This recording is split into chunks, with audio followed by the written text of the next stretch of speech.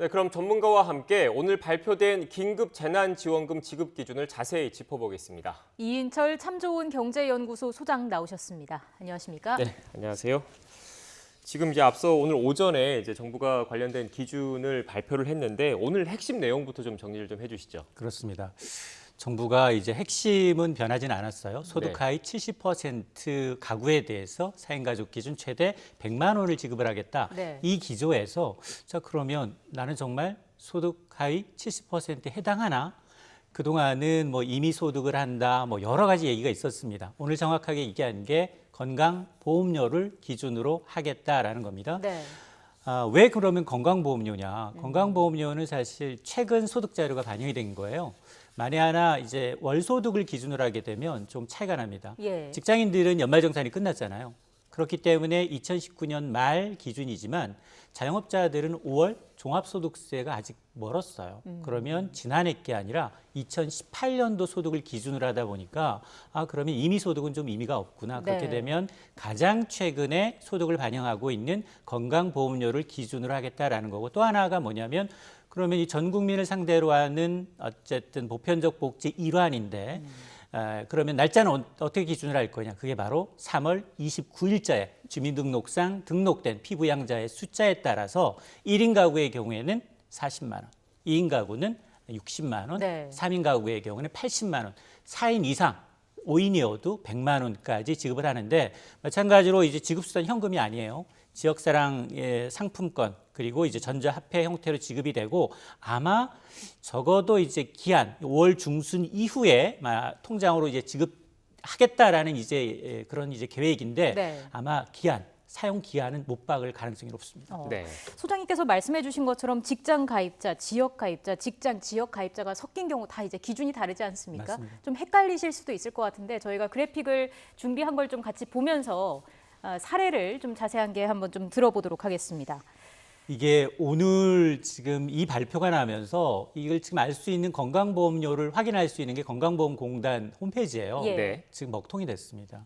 아마 이제 앞서서 이제 이미 소득하면서 이제 복지로가 운영하고 있는 복지로 사이트가 마비된 것과 똑같은 경우인데 지금 보시게 되면 그동안은 직장 가입자, 지역 가입자 두 개로 분류가 돼 있는데 네. 옆에 보면 혼합이라고 돼 있어요. 예. 자, 이걸 기준을 명확하게 하셔야 되는데 사실은 이제 뭐 3인 가구, 4인 가구든 보면 직장에서 아버님이 뭐 직장인이고 지금 밑에 피부양자가 사례 그래프를 좀 보여주시겠습니까? 네.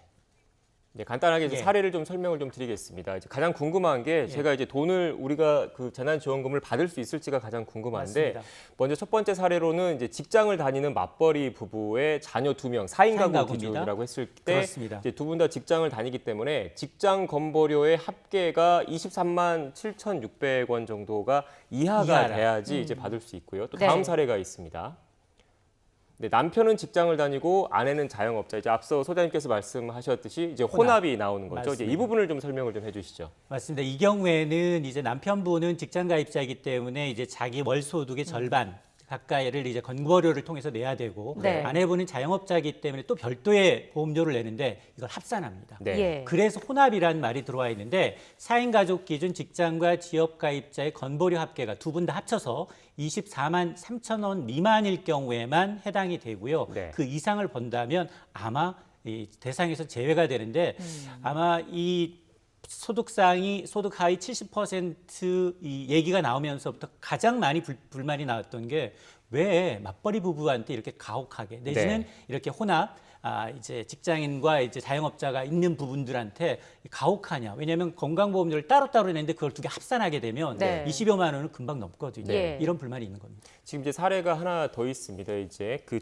두 분 다 자영업하는 경우에는 지역 가입자지 않습니까? 맞습니다. 지역 가입자 같은 경우에는 이제 25만 4,900원이 이하가 돼야지 이제 그 재난지원금 지급 대상이 됩니다. 예. 결국은 이제 이제 보통 건보료 같은 경우에 직장 가입자, 지역 가입자가 있었는데 이번에 새로 이제 혼합이라는 개념이 들어갔기 때문에 맞습니다. 이제 확인을 하실 때 그 지역 가입자, 직장 가입자, 혼합까지 잘 그 세 합계 가지로. 수치라는 예. 걸 근데 확인하셔야 될 것 또 같습니다. 중요한 건 뭐냐? 네. 이게 건보료를 기준으로 하게 되면 건보료를 평가할 때 직장 가입자의 경우에는 월 소득, 근로소득만 반영한 거예요.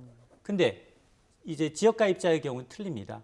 이자 소득이 있는지, 재산 소득이 있는지, 중형차를 타고 있는 건 아닌지 예. 이런 게 다 들어가요. 그러다 보니까 그러면 이 지금 얘기했던 이제 고액자산가 이게 바로 이제 직장가입자가 혹시나 네. 월소득 이외에도 부동산 임대소득이 있다거나 금융소득이 있다거나 연금소득이 있다 이럴 경우에는 가려내겠다는 거예요. 네. 근데 오늘 구체적인 얘기는 하지 않았습니다. 그래서 고액자산가 여부 판단 여부는 추후 논의를 통해서 네. 이제 확인이 될 것으로 보입니다. 예, 아직 구체적인 내용은 나오지 않은 상황인데 종부세 대상자를 제외하는 방안이 가장 유력하다고 하더라고요. 맞습니다. 네. 종부세 대상자는 아마 제외될 가능성이 굉장히 높습니다. 네. 오늘 그 얘기는 하지 않았습니다. 네. 그러나 고액자산가라는 말에 이제 임대소득을 갖고 계신 분들은 배제될 가능성이 굉장히 좀 높아졌는데 사실은 이게 좀 아마 이 종부세라고 하면 1주택자의 경우는 9억 원 이상 네. 그리고 이제 2주택자라면 이제 6억 원 이상의 소득을 갖고 계신 분의 경우에는 별도로 이제 이 종합부동산세를 내야 되는데 적어도 종부세를 받는 분은 소득 상위 30% 이내다라고 이제 정부는 판단을 하고 있는 것으로 보입니다. 그러나 네. 구체적으로 이걸 어떻게 포함시킬지 여부는 이제 발표되는 이 추후 계획서를 좀 봐야 합니다. 네. 지금 또 이제 궁금한 게 각 지자체별로도 이제 재난지원금 또는 그 각종 이제 지원 그 대책이 좀 나오고 있지 않습니까? 이 정부의 이런 긴급 재난지원금과 중복 수령이 가능한 건가요? 맞습니다. 네.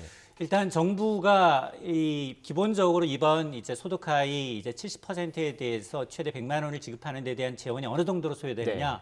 한 9조 1,000억 원 정도예요. 그런데 이제 중앙 정부가 전부 부담하는 게 아니라 8대 2로 네. 중앙 정부가 한 7조 원 남짓 네. 그리고 이제 2조 원은 지자체의 이 재난 기금을 이용하겠다라는 거거든요.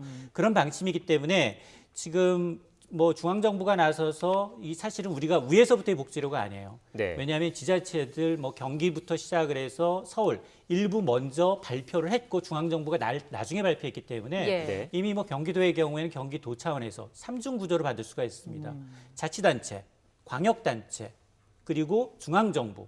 이렇게 되면 이제 3번에 걸쳐서 받게 되기 때문에 다른 도와의 형평성 문제가 불거질 수 있음에도 불구하고 중앙정부는 지금까지 지자체에서 주기로 한 것에 대해서는 이제 그대로 중복 지원을 허용하겠다라는 방침이기 때문에 네. 예를 들어서 이제 경기도 포천의 경우 포천이 이제 워낙 이제 자치구 가운데서는 가장 많은 금액을 지급하다 보니까 경기도 차원에서 10만 원 그리고 포천은 인구가 한 14만여 명이에요. 그래서 별도로 40만 원을 더 지급한다는 겁니다. 네. 이렇게 되면 4인 가족이라면 경기도 내에서만 한 200만 원. 그리고 이제 이 중앙정부 차원에서 최대 100만 원이니까 300만 원까지 받을 수가 있어요. 그러다 보니까 이제 중앙정부 차원에서 지자체에 한 2조 원 가량 예. 이번 이제 2차 추경 원포인트 국회 추경으로 들어가는데 이 2조 원은 지방정부에 맡기겠다. 대신에 먼저 지급한 것도 지금 중앙정부가 이 정도를 지방자치단체 재원을 맡기니 네. 그 재원이 부담이라면 예. 이걸 어느 정도 먼저 발표했던 것도 조금 수정하라라는 의미입니다. 네. 이걸 좀 확인하는 방법에 대해서 설명을 드릴 필요가 있을 것 같습니다. 본인 부담 건강보험료는 어떤 방법을 어떻게 확인할 수 있을까요? 그렇습니다. 사실은 직장인들은 월급 명세서 잘 보지 않잖아요. 네. 매일 옵니다. 월급 명세서 보게 되면 이제 나와 있고요. 그리고 가장 좋은 건 건강보험 공단 홈페이지에 들어가시면 확인이 네. 가능해요. 공인인증서로 입력을 하시고 이 홈페이지에 들어가시게 되면 가능한데 사실은 이제 이 직장가입자의 경우에는 월급 명세서만 단순히 보면 되지만 이 두 분일 경우에는 합산을 해야 되고요. 네. 네. 그리고 이제 지역가입자의 경우에는 이제 이게 아마 이메일로 받게 되면 한 200원 정도 깎아줘요. 그러니까 이메일 아마 온 거 받은 거 있으면 확인이 가능하고 아니면 그걸 난 받지도 않고 있다. 우편으로 받는 분도 계실 테고 아니면 그것도 없다라고 할 경우에는 홈페이지 접속을 통해서 아마 오늘 밤 자정 지나면 좀 예. 안정이 되면 확인이 가능할 겁니다. 네, 현재 건강보험공단 홈페이지가 이제 접속자가 많아지면서 좀 원활하지 않은 접속 상태인 것 같습니다. 마지막으로 짧게 하나만 좀 그 질문 드리겠습니다. 또 이제 궁금한 게 코로나19로 소득이 급감했지만 이제 건보료에 반영이 안 됐을 수도 있는 그 소상공인 분들은 어떻게 지원받을 수 있을지 이것까지 좀 짧게 답변 부탁드리겠습니다. 맞습니다. 사실은 이분들이 정말 필요한 부분들이에요. 네. 지난해까지는 소득이 있었다가 갑자기 코로나19 때문에 실직을 하거나 네. 이런 분들한테 이제 해야 되는데 오늘도 이 얘기가 나왔습니다. 네. 그래서 자 그거는 중앙정부가 파악하지 못하고 있어요. 그러다 보니까 지자체가 그걸 파악을 해서 네. 만약 실직을 그 사이에 했다라고 하면 이 실직한 이제 급여 명세서며 아니면 이제 전부 받았던 퇴직금 명세서며 이런 걸 갖고 있다가 제출하게 되면 구제를 해주기로 했습니다. 아. 네, 알겠습니다. 지금까지 이인철 참좋은경제연구소 소장과 함께 정부의 긴급재난지원금 지급 기준에 대해서 짚어봤습니다. 오늘 말씀 고맙습니다. 고맙습니다.